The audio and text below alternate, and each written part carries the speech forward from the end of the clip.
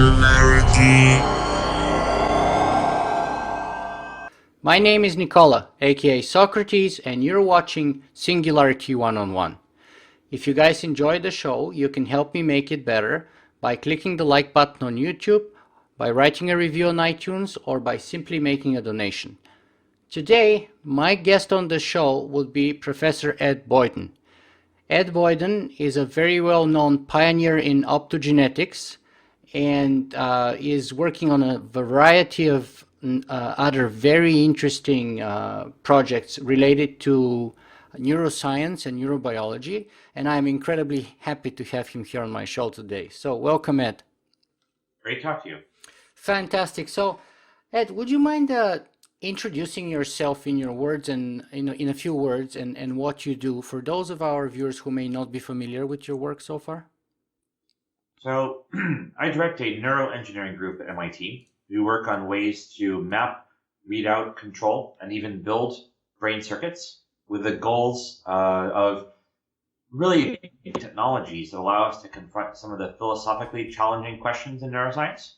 And I think that all of us are fascinated, in at least to some degree, by how our brains are computing thoughts and feelings and so on and so forth. The other issue, of course, is that over 1 billion people have sought some kind of treatment for a medical disorder of the brain.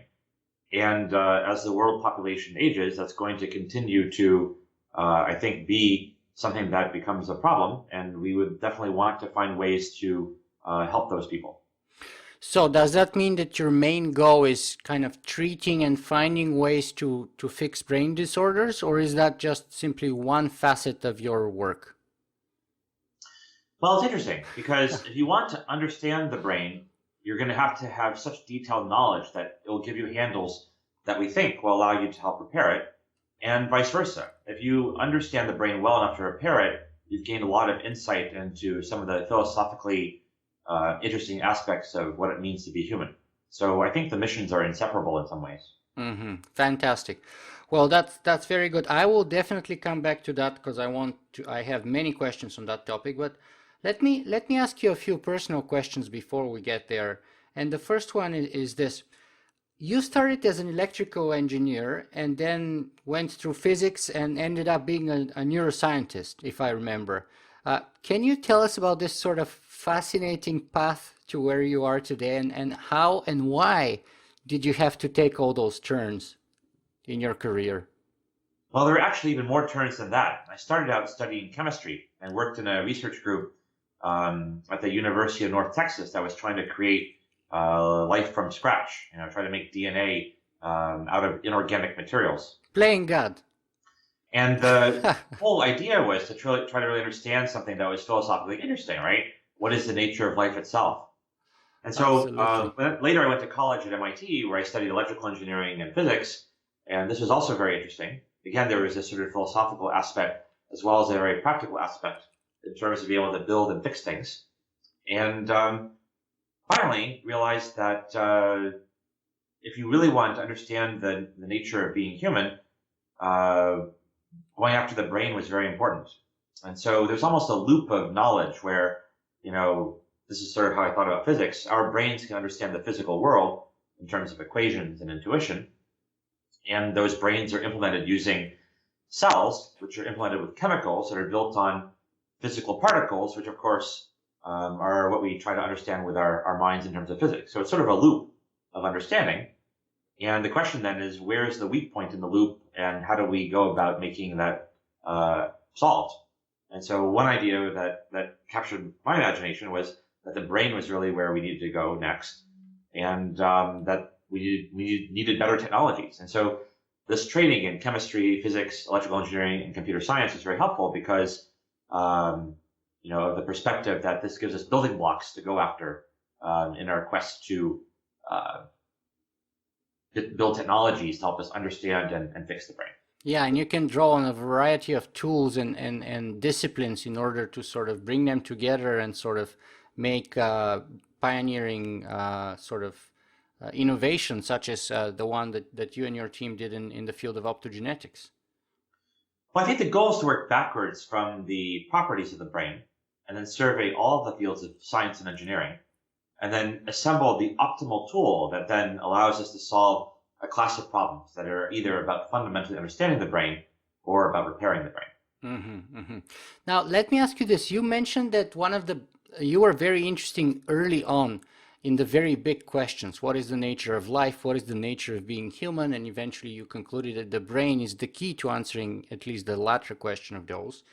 I even read an article by the CNN where they said, quote, top brain scientist is philosopher at heart.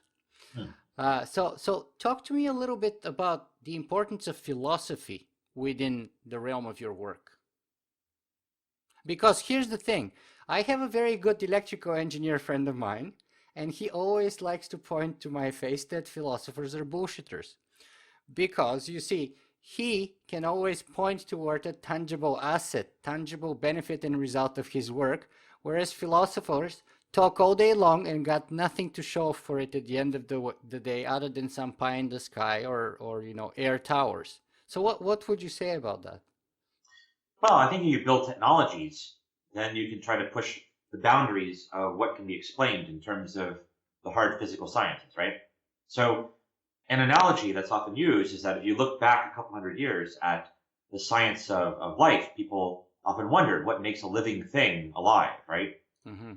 And nowadays, I think if you ask even a child, or a high school student, what makes a bacterium alive, well, they can point to the DNA and the RNA and the proteins and the cell walls and the metabolic processes.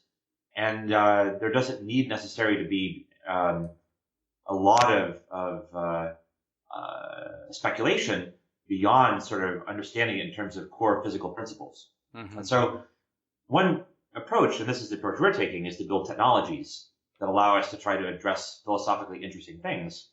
And ultimately, one goal might be to try and really understand, in analogous to how you can understand how a bacterium is implemented using nucleic acids and proteins and small molecules, whether that can be done with the mind itself. So do you think that philosophy does have a role to play at the cutting edge of science today? Well, I think that it's great to build technologies that are aimed towards some end, right? So when you set out, I often say we like to work backwards in our group, right? You begin with some big goal, and they work backwards from that goal, build the tools that then get you to that goal. Mm-hmm. And so if the goal is something that is defined by a philosophical question, then at least you are aiming your intentionality and your research directions towards something that hopefully can help reveal something about what it means to be human, right? Mm-hmm. And one could also ask many different kinds of questions. There are ecological questions in neuroscience, right? How do certain organisms interact? There are clinical questions. Can we fix the Parkinson's disease? And these are all very interesting. That's what I like about neuroscience, is that there isn't just one single goal. But I would argue that if one uses sort of these sort of almost obvious questions about the nature of humanity as the goal, then you also solve a lot of these other problems potentially, like how to treat various brain disorders. Mm-hmm. Yeah, I'll come back to that, but let's take it step by step and sort of lay out the foundation first, because neither me nor most of our viewers would be experts in the field of neuroscience or especially optogenetics. So let's start with that. First of all, what is optogenetics? So the brain is really complicated. Within a cubic millimeter of brain tissue, you're going to have 100,000 cells and perhaps 900 million connections in that cubic millimeter between those cells. Mm-hmm. The cells are computing using electricity, and the connections are computing using various chemical messengers. And so one of the key questions then is, how does this tightly intertwined circuitry compute and work together as an emergent whole to do things like compute decisions and thoughts and emotions and actions? Mm-hmm.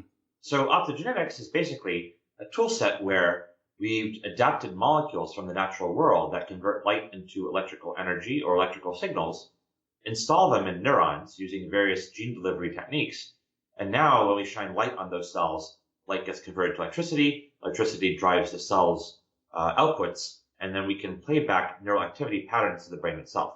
Mm-hmm. So from an understanding standpoint, it allows us to activate cells in patterns and see how they contribute to the circuits in which they are embedded.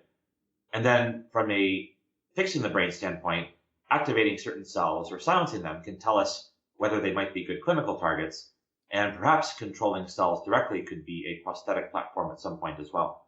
Mm-hmm. Fascinating.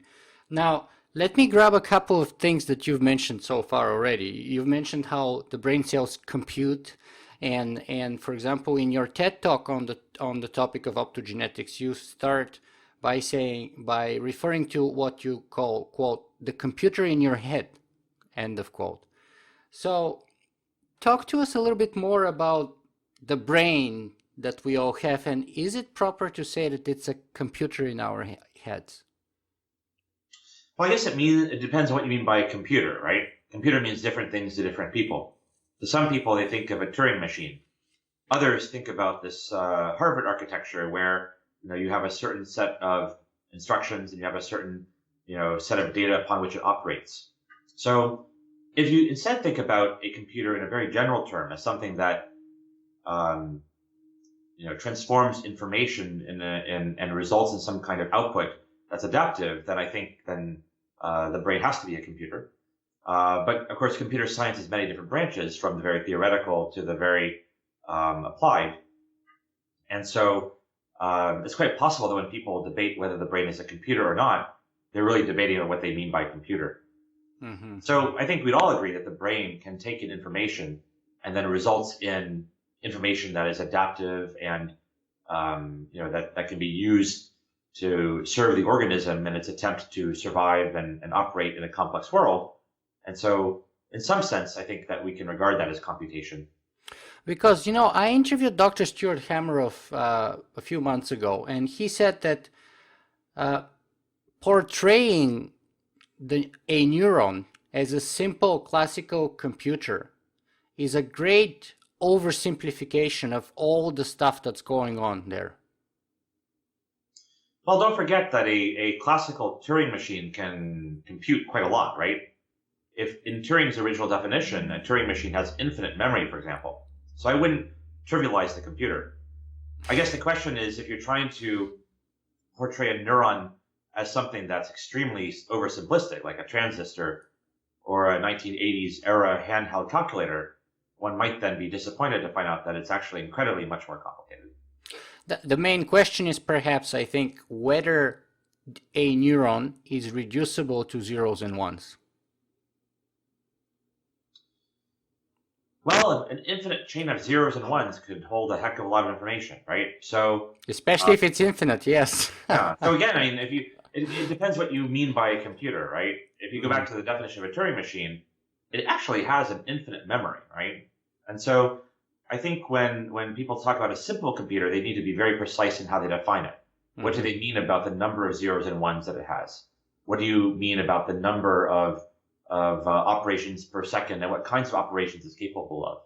And certainly you can come up with computers made out of Tinker Toys and Lego bricks that don't do a whole lot. And certainly you can also imagine that you could implement computers in very complex biological substrates that even mesh well with what one might call, I guess, classical computer science. Mm-hmm. Let me ask you this. We met at the Global Future 2045 conference in New York City.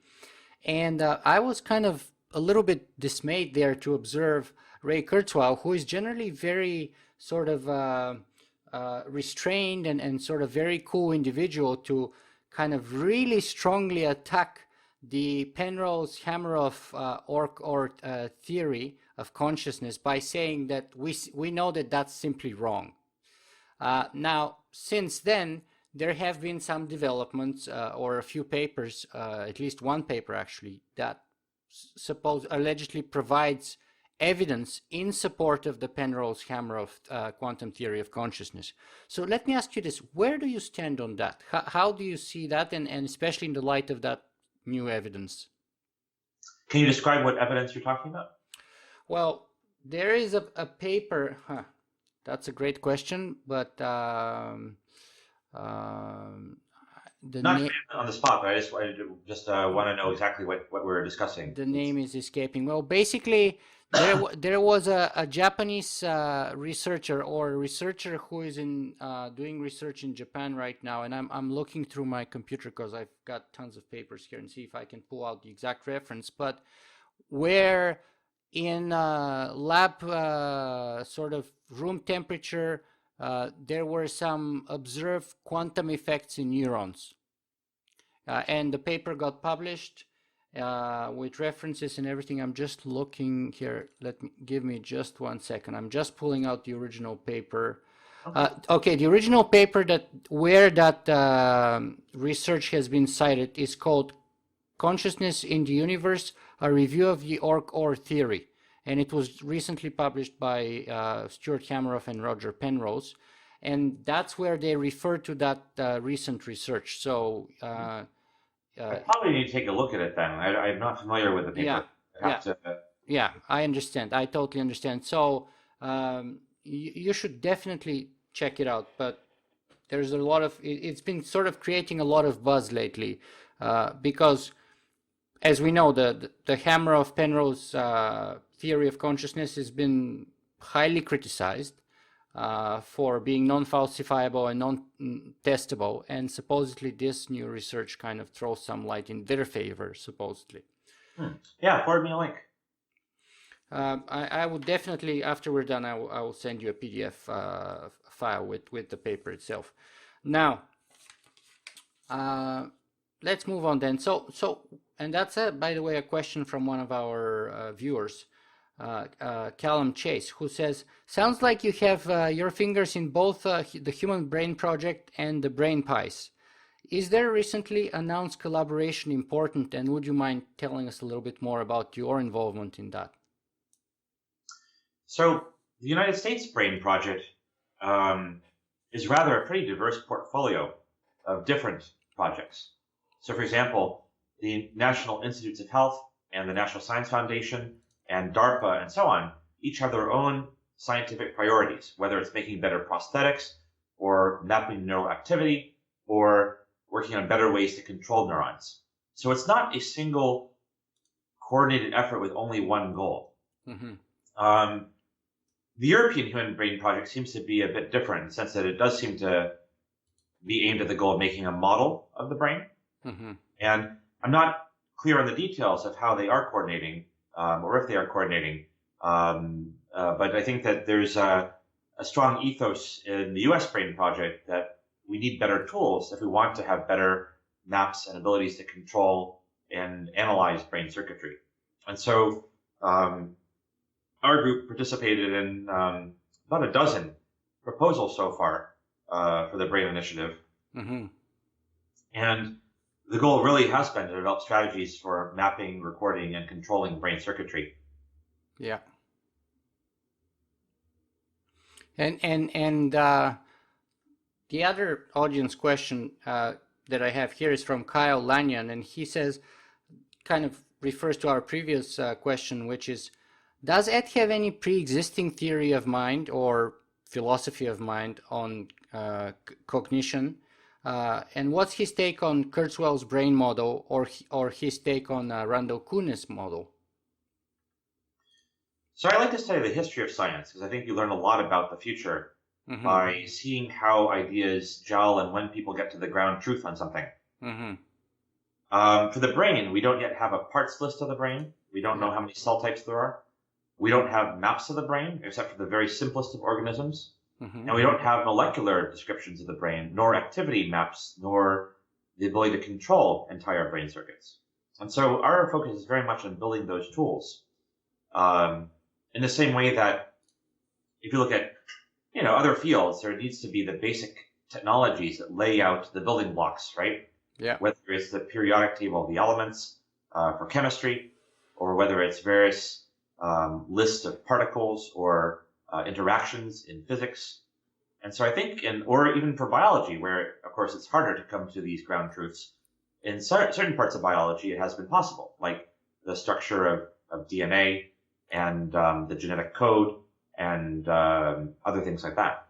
So our approach is very much focused on building the technologies that allow us to then enumerate and describe the mechanistic processes through which neural circuits interact, both processes within cells and processes within cellular circuits. So what does that say about the Ray Kurzweil approach? Can you describe which aspect of the approach? I mean, there's a whole body of work which is trying to make models of neural networks. So that's been very successful in terms of making computer algorithms that can do various things. Exactly, right? the Markov models and stuff, right? Yeah, so is that a useful way of approaching the field, and especially with the explicit goal of sort of creating artificial intelligence or working towards that goal anyway? Well, certainly there's a lot that can be done in computer science just by thinking about the algorithms, right? And new strategies for searching and statistically connecting different topics or ideas and representing information in semantic ways as well. I mean, the field of computer science has been very successful. So our approach is very much focused on understanding the biological brain. And I think you could argue that you can make a lot of progress in developing algorithms by ignoring the brain and focusing very much on the mathematics and statistics and whatnot of computer science, and that's been borne out, right? Look at Watson and Google and all these engines that can generate connections between ideas and translate text from one language to another and so on. But our approach is very much focused on trying to understand biological brains.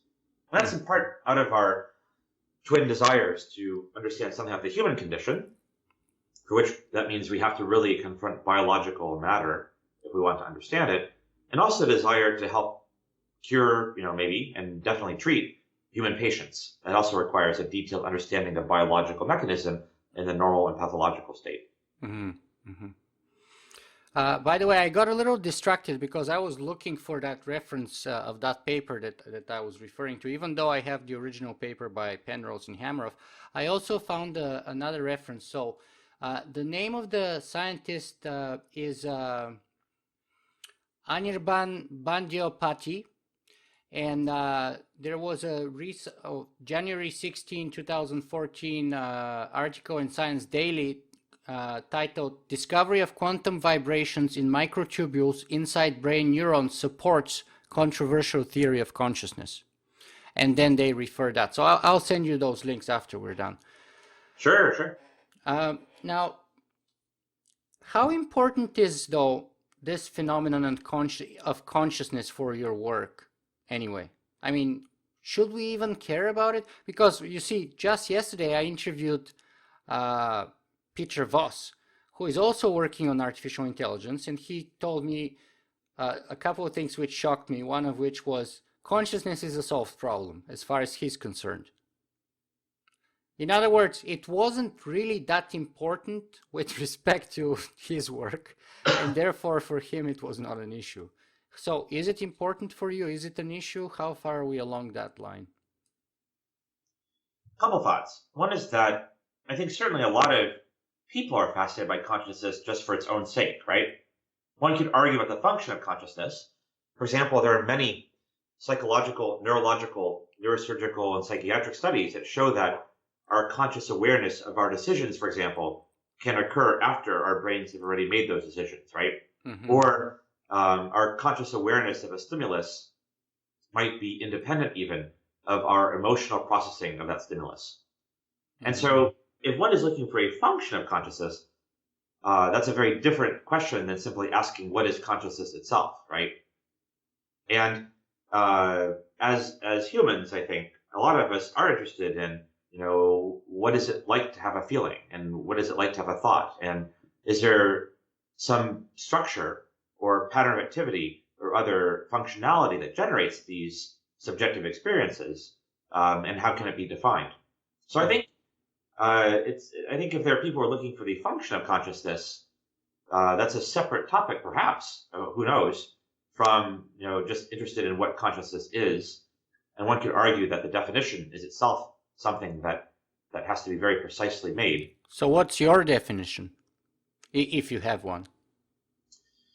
Well, at this point, I think it's something that all of us have an intuitive feel for our own subjective experience, and one could potentially argue that if you could define it, then it'd be possible to study it in a way that would yield fundamental mechanistic insights. And so from that point of view, the definitions are very difficult to make very, very precise. On the other hand, there are those who have been breaking down consciousness into very specific components like attention or self-awareness or self-identity or feeling.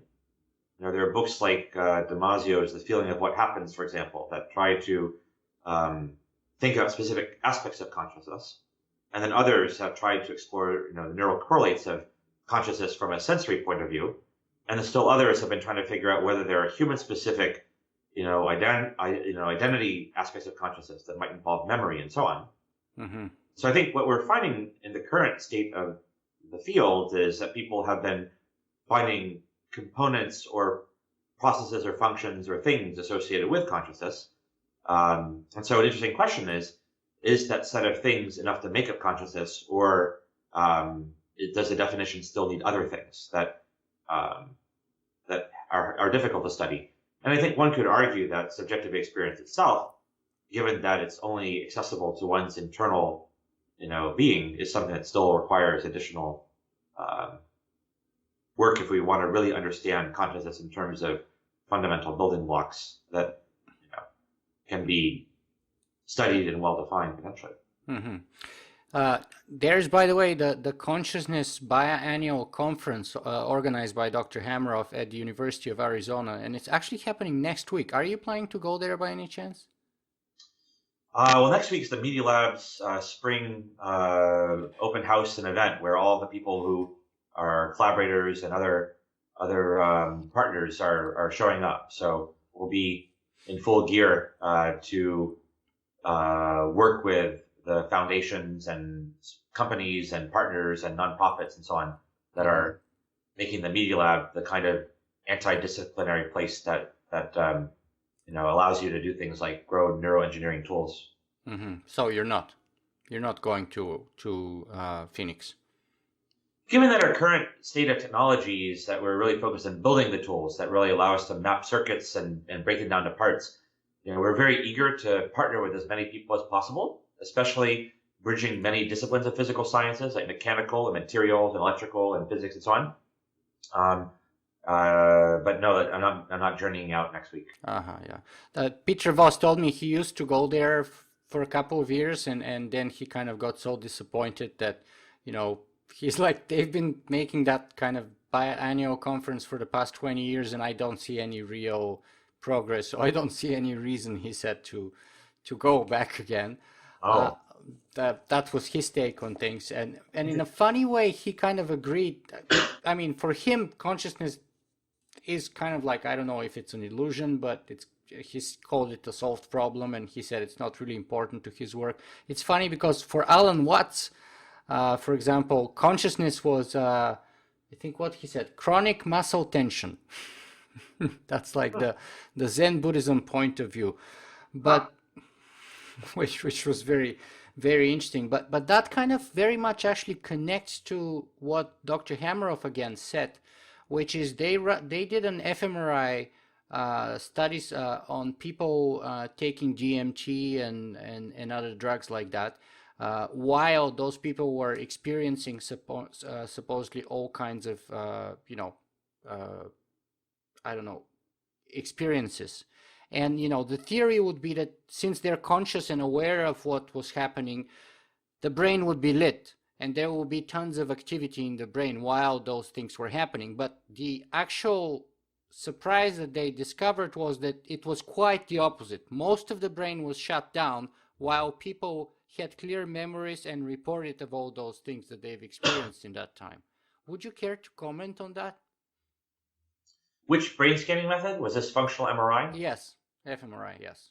So one thing that's important to remember is that functional MRI measures blood flow and blood oxygenation level-dependent responses, or BOLD responses. Mm-hmm.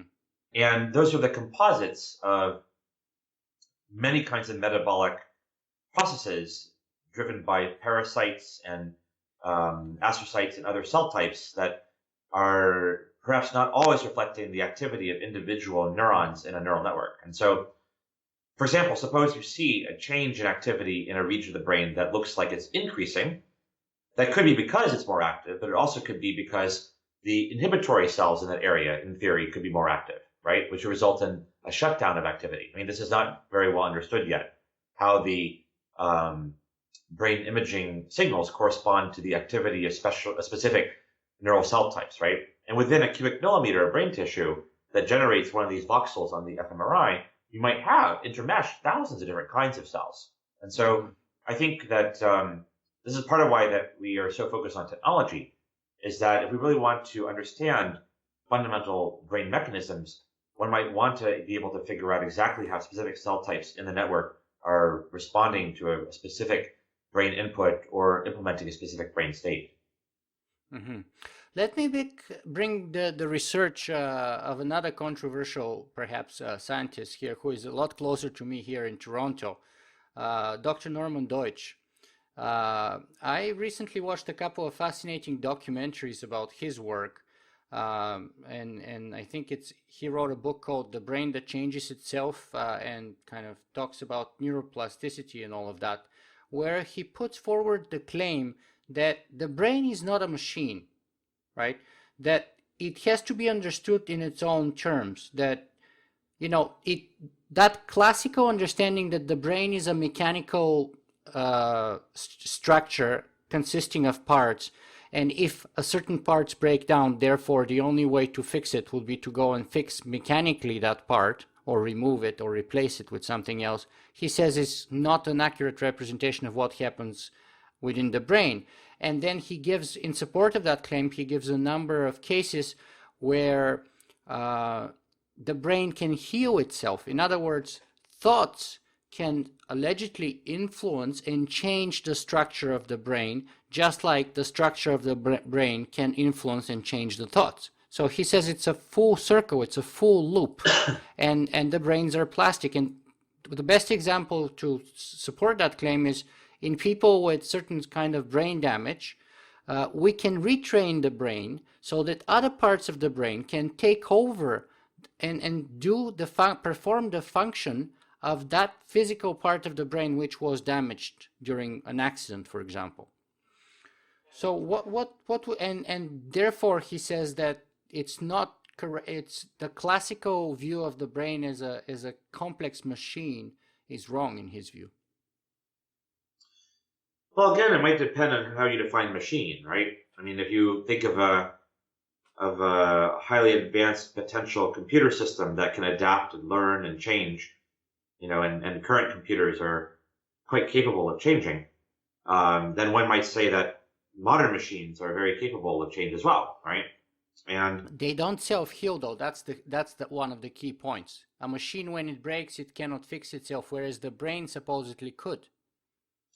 Well, my computer has a virus scanner that can, if it detects a virus, which thankfully hasn't happened yet, can go in and delete it. Is that not self-healing? Not in the sense of hardware. His claim is that the software of the brain, that is to say your thoughts, can alter the hardware, that is to say your physical brain structure. And he actually has a very substantial body of evidence in support of that. But still, if you're thinking... Are you familiar with his work? I just presume that you are personally, but are you? Well, it'd be nice to know some of the details of what he thinks about, but I certainly agree there's a lot of plasticity, right? There is all these examples where patients who are blind and lost their visual inputs, their visual cortex can change and suddenly becomes responsive to touch, right? So there's a lot of evidence for brain plasticity. That's not necessarily controversial, right? I mean, there's a lot of evidence for changes in the brain that goes back many, many decades. And you can find examples, for example, of the placebo effect, right? Where somebody takes a pill or has part of their brain stimulated, and maybe the actual drug or the actual stimulation can make them better. Mm-hmm. But the placebo, that is them thinking that they are taking a drug or a therapeutic effect, also is beneficial, right? Mm-hmm. So there's probably a huge number of examples of this kind of adaptive plasticity out there. I think that's not controversial at all. Hmm. Well, I think his sort of research, and I'll send you the link so that you can have a look. But his claims are very substantial in the sense that, in his view, I think the way I understand it, trying to create hardware tools, as you said, to fix the brain is the wrong way altogether.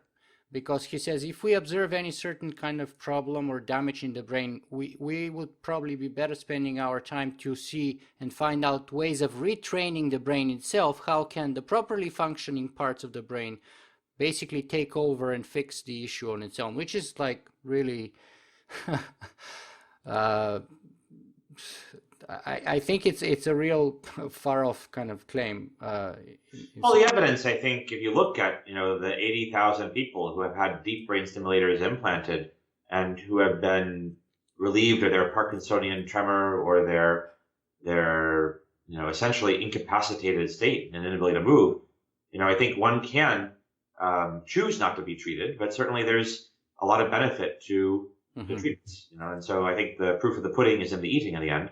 If you're trying to cure people, then go and cure people. Yeah, and he had a number of people that he had cured with those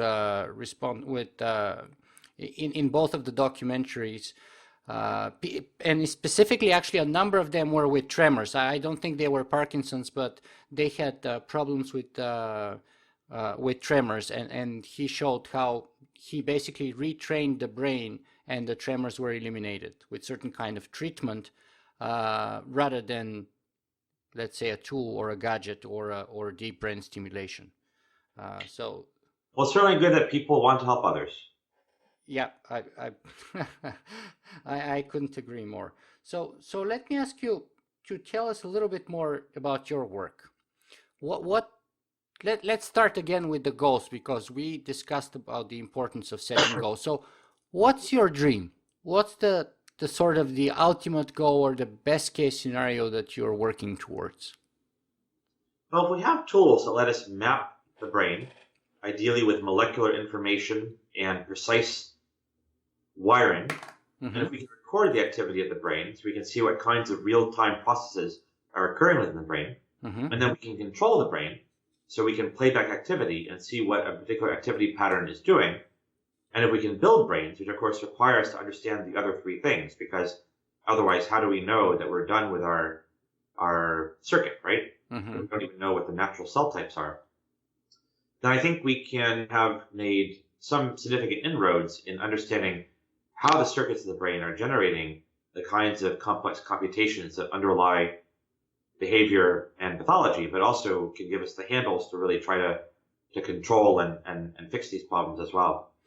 And so our technologies that we developed over the last couple of years, including robots for analyzing the cells of the brain, optogenetic tools for activating and silencing neurons with light, and more recently we've started to work on new kinds of microscopes that might help us map the brain in more detail.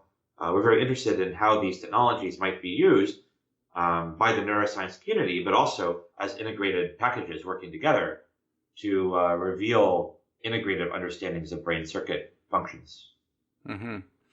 And so would you give us like a sort of a more overarching, so what? Let's say we understand the neurological pathways in the brain. Let's say we can put it all together. Let's say we have the tools. So what? What is it that we can do that's going to be so fundamentally different than what we can do now? So first of all, I think that because the brain is sort of a pre-paradigmatic field, right? It's not like chemistry or molecular biology where a lot of the ground truth has been established for many of the concepts. For example, many of us think of the brain as a circuit made of cells, but many of us also think of the cell as an incredibly complex network of signals within, right? So it's not clear for sure where one has to end up in order to achieve full understanding. And so I think that when we build these tools and one achieves a certain description of the brain, one has to potentially be, one potentially arrives at a partial answer, and then one has to build new tools to go further into detail. So depending upon how this cycle goes, further and further detail, a couple of things become possible. One possibility, of course, is that if you understand how the brain computes things like decisions or feelings, this really gives humanity a deeper understanding of things like irrationality and conflict and strife and so on. And even just knowing that something has a mechanism can be very powerful. It allows you potentially to move beyond such kinds of constraints, and that's something that makes me very optimistic. And when I was at the World Economic Forum last year, many of the people were like, oh, actually it was 2 years ago. In Davos. Yes, and they were talking about the euro crisis and conflict in many parts of the world, and one of the people there said, economics and psychology can only go so far. We need to understand the basic building blocks of what makes humanity do what it does. And so we had a very good chat about brain science and where it might go in the decades to come. So one possible and likely outcome is that if we really understand sort of the building blocks of thought and feeling and decisions, that this allows us to give names to and perhaps even overcome some of the building blocks of things like irrationality and so on and so forth. Secondly, I think if you can really build realistic brain circuits, and if you can achieve control over brain circuits by inputting information into defined points in the network, or if you can have such molecular understanding of the brain that it allows you to pinpoint the potential drug targets that you could develop small molecule pharmaceuticals to that allow you to alter a brain circuit for the better, this results in very, very high efficacy therapeutics. And that's something that neuroscience has craved. In the first century of neuroscience, almost all of the treatments for brain disorders were found by chance. Antipsychotics were descendants of antihistamines. Lithium for treating bipolar disorder was a control experiment by an investigator who was trying to inject the urine of schizophrenic patients into rats and needed a control. And so that was where lithium urate was used. And to his credit, he hunted down the lithium and found out that the lithium was what was calming down the animals, and so on and so forth, right? It's been a lot of serendipity, but serendipity doesn't necessarily let you apply the principles of engineering in a iterative and continuously progressing fashion, say the way that Moore's law makes computer chips faster every year for the brain.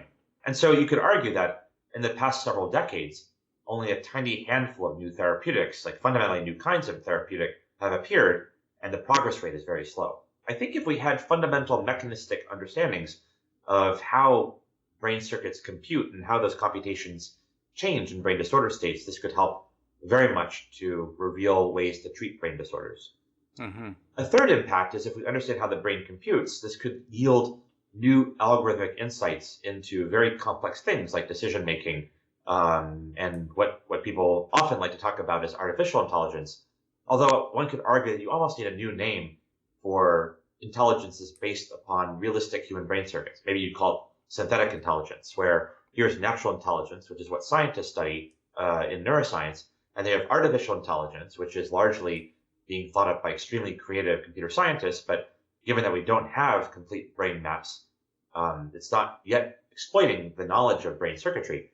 But potentially with knowledge of brain circuitry, you could imagine, for example, that if you had a complete map of an organism and a complete map of its activity, you could try to load that into a computer and simulate it, and then try to understand how those circuits are actually computing decisions or responses in downstream of various kinds of input.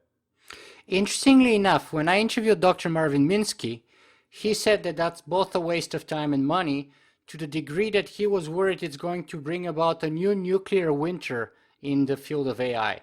Because he said that unless you have an overarching theory of mind, then the mere process of sort of going through the painstaking process of sort of creating a brain simulation would not really bring about any new breakthroughs. And it's just enormous waste of time, money, and resources. What would you say about that? Well, ideally, I was very surprised personally, but... Well, of course one wants to derive theory from the data, right? Suppose you see... No, he says you have to start with the theory first. That's his crucial point. And then, because that sort of gives guidance to your sort of... stabbing at the data? Because I mean, otherwise you have to really be serendipitous, as you mentioned, to even get anywhere, supposedly. Well, if you look at where insights come from, data is really essential, right? Without the X-ray crystals that, say, Rosalind Franklin was deriving, would the structure of DNA have been solved? I think almost nobody thinks that's the case, right? And without the pioneering work of many groups of deciphering the genetic code, what makes proteins what they are, without those data sets, it's unlikely that people would have been able to study the functions of proteins in a way that people would appreciate. And of course, the periodic table of the elements came out of a huge amount of chemical insight from the 1700s and 1800s about how elements have different properties, and certain periodic patterns that are empirically derived, was what caused Mendeleev and others to recognize that there was structure to chemistry. And so if you look at the history of science, data is good. And certainly you want theory as well, but there's a strategy where one can try to take data and then make theories that explain the data. And of course, some people like to make theories that are as simple as possible to explain the data. Others, prefer to, not try to sort of overfit data to specific circumstances, but try to embed, flexibility and other ways to go. But definitely having data is important. Now, that said, theory is useful as well. And in the long run, essential, of course. But if one has data, then one can potentially make hypotheses and theories and descriptions of what's going on that accurately reflect what's going on in reality. And so our goal is therefore to build the tools that help people collect this data. Mm-hmm. As a funny side note, Noam Chomsky kind of also agreed with Marvin Minsky when I interviewed Noam. And it was funny to see how those two people came from kind of different starting point of views to kind of the same conclusions. But anyway, let me move on here and see. I have one more comment on that, though. Oh, yeah, sure. Go ahead. Absolutely. So my very first project in neuroscience was with Michael Fee and Sebastian Sung. And it was a computational project. And we were trying to make a model that could explain some of the properties of the songbird when it generates its rhythmic cascade of syllables and motifs. And many people like the songbird because of the temporal precision of its song. And some have even speculated that it might be a useful model for some of the motor patterns that are involved with generating language. And certainly some of the aspects are almost certainly conserved across species. Mm-hmm. What we quickly found, though, was that many of these models were difficult to test because we didn't have the data in order to fully explore whether the model was false or true. So, for example, I wanted to have a certain pattern of activity in order to generate a certain sequence of syllables, and we didn't know the conductances and connectivity and ion channels and receptors and transmitters that are actually there in the circuit.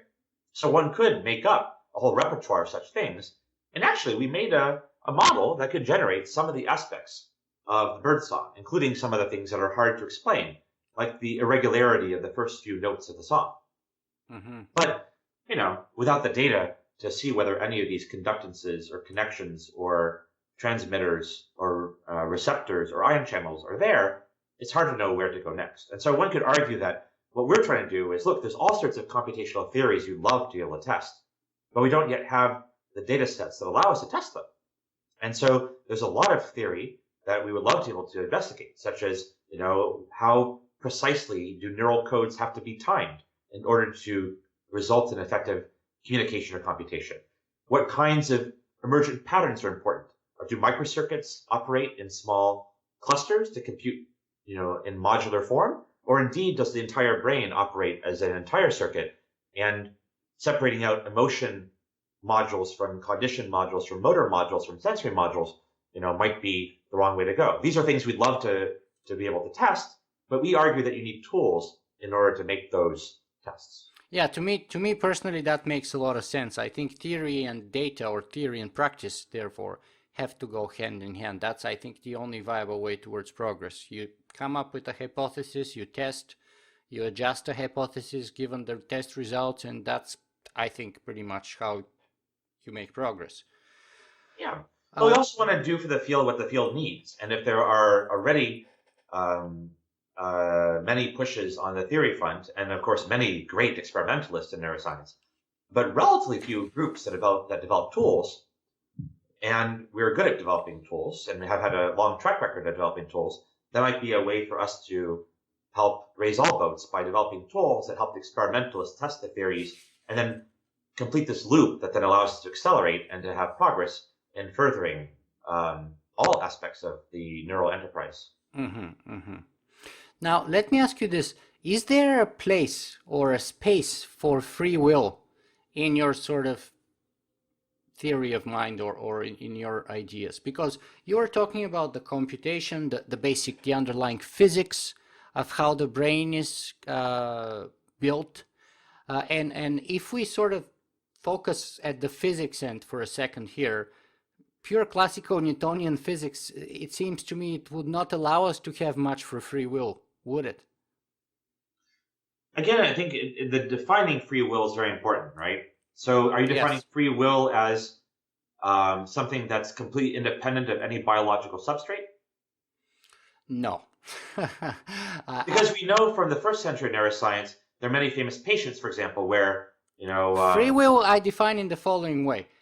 Our ability to choose a course of action based on internal stimuli, but not determined by them.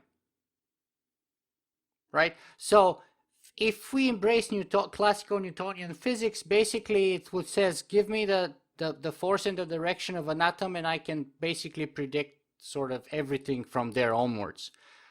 But as long as you talk about conscious, intelligent beings such as humans, I would say if free will were to exist at all, it has to be able to take into account the outside stimuli that we get from the physical world, and yet allow a little space for us to making a conscious decision for a course of action, and therefore shift the directions of those atoms.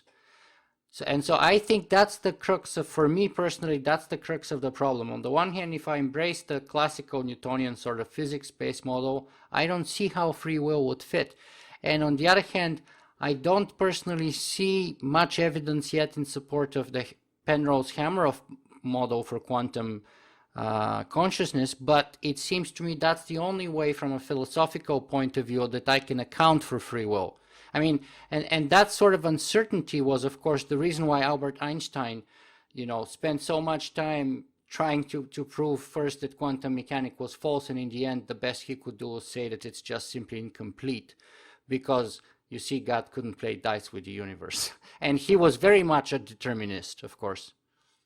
So if what you're looking for is uncertainty, you actually can get that with classical Newtonian mechanics, right? Imagine an ideal gas of particles bouncing around with some temperature, right?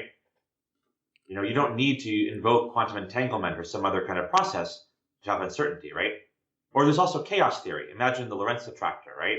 Where very quickly the equations become unpredictable. Again, no need for any kind of non-classical mechanics, right? But do any of those cases have bearing upon the brain? That's what I want to know. Is there any way we can come up with free will or uncertainty within the brain, since we've already called it's a physical system and therefore follows physical laws? Well, the other question is uncertainty what you want if you're thinking about a theory of free will? Is noise and randomness really what we want to focus on if indeed the goal is to talk about some kind of conscious process, right? Again, maybe it's best to look at the data. Okay. So there are several studies now going back many decades, but a few years ago, a group at UCLA and a group at Harvard published a paper where they asked people to, whenever they want, make a freely willed decision, like move your hand or something. And they found, by recording single neurons in the human brain of neurosurgical patients who volunteered while they're having, usually it's epilepsy neurosurgery, to have the neurons in the brain recorded while they did a brief task, they found neurons that would fire 1.5 seconds or so before people felt like they're making a freely willed decision, right? Yes. And there are classical experiments, I think by Benjamin Libet and others, from almost half a century ago, where the EEG, you can find evidence of changes that happen a fraction of a second before people feel like they're making a freely willed decision. So now you have the possibility that indeed, whatever we call free will is operating, but it's not related to consciousness. Does that confound your definition at all, or? No, it doesn't confound it, and I'm familiar with that research. And actually, in support of what you just said, there's a number of psychological studies that basically say we've made up our minds long before we kind of come up with rational, logical justifications for whatever it is that we want to do. On the pure psychology level, there are examples from, say, split brain patients, right? Where they tell them, as soon as you see some object that's shown in one half of their brain, I want you to go out the door. And if they show it to the half of the brain that in that patient is not language dominant, they can't talk about it, but they'll go out the door. And then when you ask them, they'll just make up some reason, right? Like, oh, I have to, go meet a friend. So they're basically trying to explain what they're doing, right? So in your view, what's your take? Do we have free will, or are you a determinist in the way that we don't? Well, it depends on what you really mean by free will. I'm not completely convinced, and I'm willing to be, go through the logic, but it'd be nice to go down the list of things to see whether free will and determinism truly are incompatible, right? And you think that they're not necessarily incompatible. You can have determinism and free will at the same time. I think it requires a very specific definition of free will. So we've gone, just in our own conversation here alone, from free will being about conscious decision making already to being unconscious decision making, and now we're talking about potentially, incorporating biases from the environment that are really, unrelated to internal processing, that are rather stimulus driven. And so I think what we have to do is really pin down a very specific definition. So give me the best one for you. Let me pin you down a little bit. Well, one possibility is that you want to make the most optimal decision given the circumstances, right? So you have various inputs, and you have various goals, and various emotional states, and various strategies that you could use to accomplish it, and you want to pick an optimal strategy, right? I mean, that would be a decision-making view on the matter. And many people who work on decision-making do try to figure out how the brain integrates external inputs, internal memories and emotions, and potentially real-time working memory style encoded goals towards some kind of action, right? Mm-hmm. That's a very active area of research. And one could argue that that's basically trying to figure out how does the brain make a decision. It's a very rational sort of model, I think. Well, no, because remember, there's emotions and other things in the system that might cause irrationality, right? And in fact, a lot of the most interesting aspects of this are about things that what you or I might call in a colloquial sense irrational, but they're actually some of the most fascinating things that go on. But of course, then the key word here is optimal, right? The optimal decision, right? So do you mean rationally? Because you can think that rationally this is the optimal course of action, but emotionally precisely the opposite. Well, there's a concept called discounting where, what's optimal if you want to look at a reward that's, say, an hour from now might be less optimal if you're looking out 10 years, right? Mm-hmm. Suppose I have $50, right? I could go spend it all right now, gambling it away, or I can invest it and, further education or donate it to a charity and try to build the community. And it's a longer term investment that might pay off over a longer time scale. And might be much more valuable, right? Mm-hmm. On the other hand, suppose that I can invest the $50 in something short term, like I'm going to go, buy a lot of food that I'm going to eat today, or I can invest it in something that will grow and become a huge payoff later, right? So optimal is also, and there's a whole branch now of behavioral economics and what some people call even neuroeconomics, where the goal is to figure out what optimality is as a function of time, scenario, and so on. And that is due to the fact that the world is an uncertain place, right? Mm-hmm. I might invest at $50 in a long-term investment, and then maybe, who knows, our town is hit by a tornado, and I have to go and repair the house tomorrow and sell my savings at a loss, right? Mm-hmm. So this is the beauty of this, I think, is that we now are at the point where the community is trying to make these kinds of things, of judgments like optimality and so on, very precise in terms of temporal and situational and contextual aspects. Mm-hmm. Dr. Boyden, unfortunately, time is advancing here, so we only have another 4 or 5 minutes here.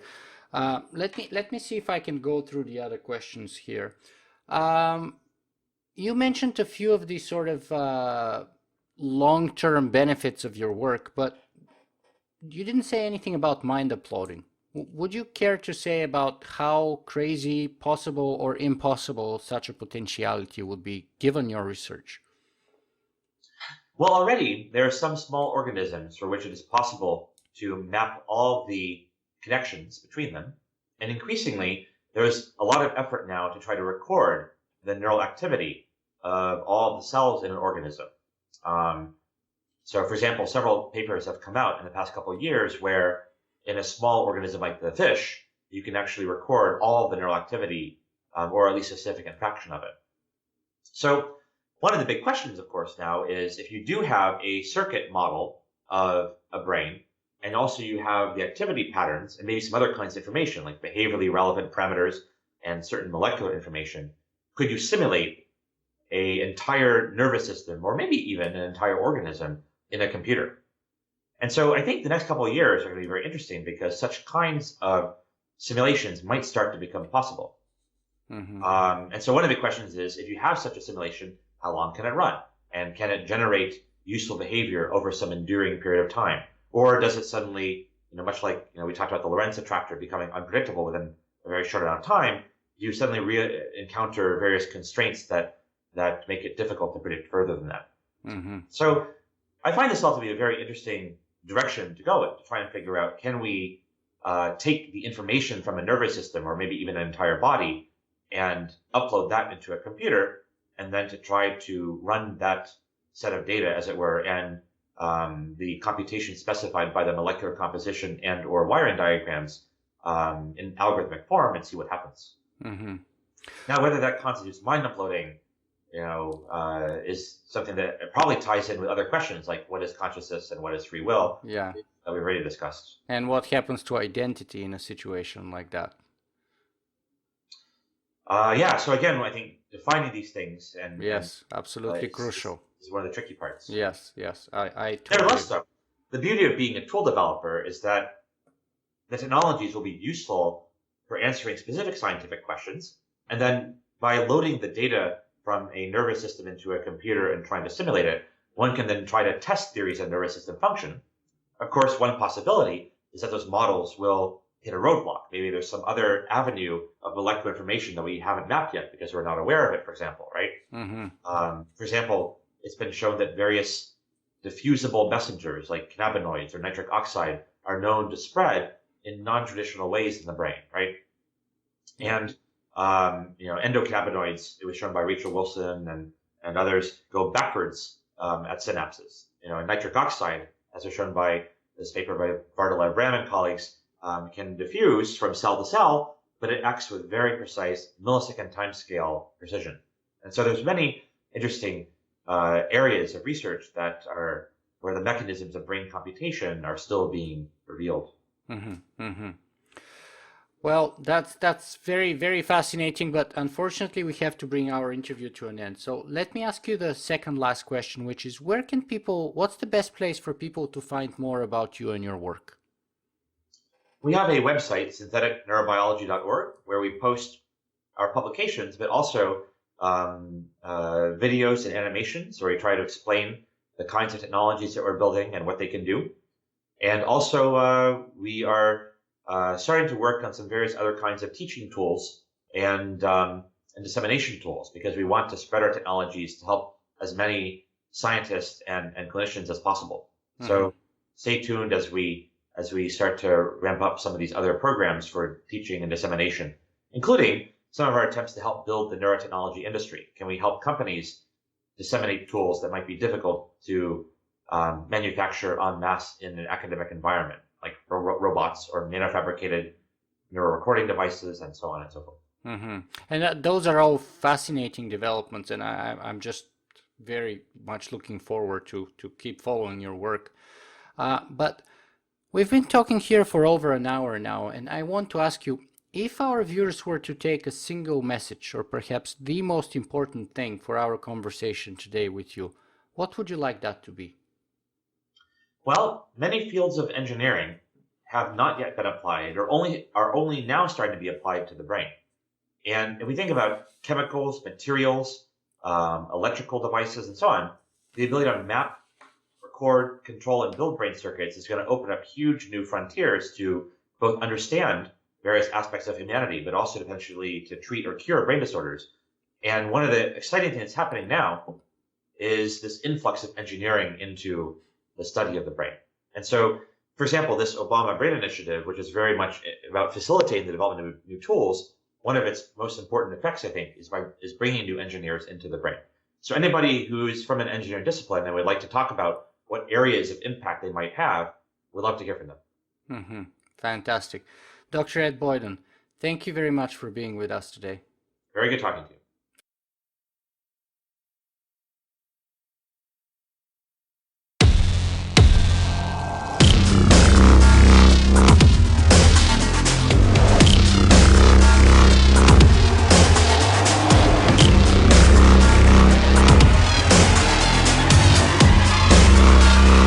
Singularity.